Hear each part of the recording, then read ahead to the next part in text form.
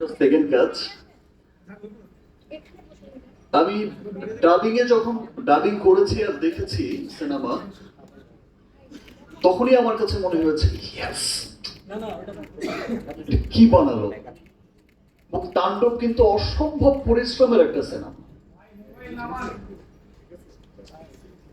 তাণ্ডবের ফাইট যেমন অসাধারণ হয়েছে, গান অসাধারণ হয়েছে, স্টোরিও অসাধারণ স্টোরি। বসেন। আমি তাণ্ডবের শিল্পী হয়েও আমি মন্ত্রমুগ্ধের মতো দেখেছি। film।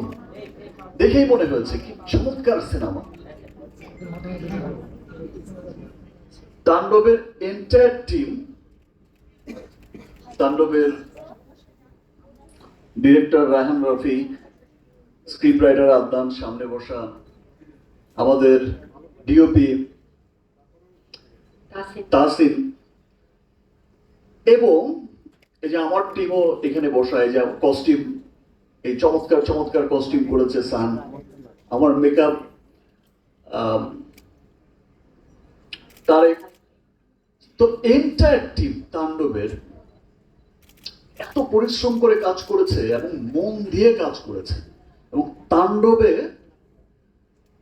এত বড় বড় আর্টিস্টরা এখানে কাজ করেছে।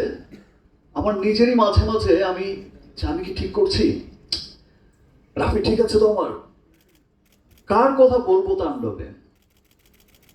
আফজাল ভাই, এই যে আমার সামনে রাকায়াত ভাই বসে আছে, মুকিত ভাই বসে আছে, লাবলু ভাই বসে আছে, সুব্রত দা, আর আমার পাশে যিনি বসা জয়া, জয়ার তুলনা তো জয়া নিজেই।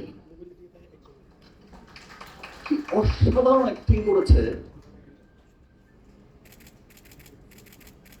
এবং এই পাশে আরেকজন যিনি বসে আছে, অলরেডি লিচুর বাগান দিয়ে তো পাগল করে রেখেছে সবাই।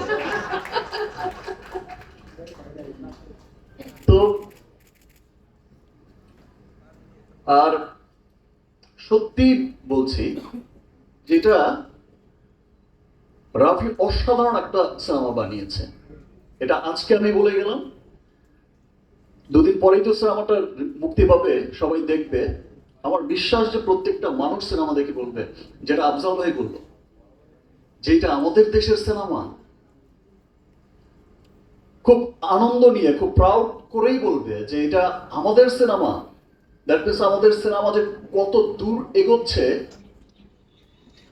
আর শাকিল ভাই যে বললো 100 কোটি 100 কোটি, আমি এটা বিশ্বাস করতে চাই যে ইনশাল্লাহ কোনো একদিন 100 কোটি 100 কোটিই হবে।